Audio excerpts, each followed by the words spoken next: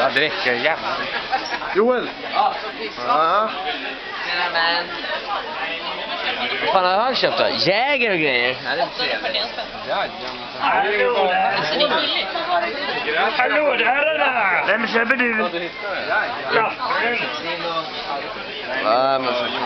Men vi ger till Adde också. Och sen kommer vi ner. Vi delar väl allihopa. Vi har ju fortfarande 4 platser.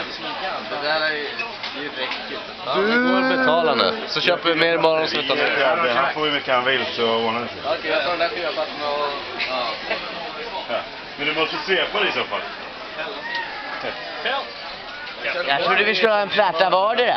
Jag med, jag känner av 2 öl som jag dricker. Ja, jo, men grejen är att då skulle vi köpa... Ska vi köpa en JD också? Men vi har ju en varsin platta. Men vi ska ge Adde också. Ja, en platta. Ja, men du har ju bara köpt 2 också. Ja, men jag trodde att han Men Charlie ska köpa en till. Ja, men i så fall köper vi 2 plattor till Adde. Det var det jag menar, att han skulle få... Han ska köpa jag ska ta så jävla mycket stötta. Det ska han visst, det är det. Men vadå, ska vi köpa 2 till för det blir billigare om man köper 2? Ja, det var bara gå och lägga mig tidigare. Om vi köper 4 stycken på samma så blir det 20%. Ja, men då köper vi 4 på samma. Ge mig den där.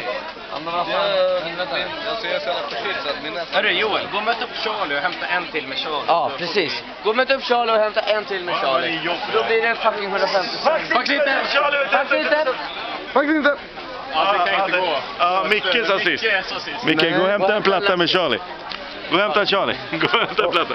Ursäkta mig, det var inte meningen. Här är inte. Gå nu, Axel.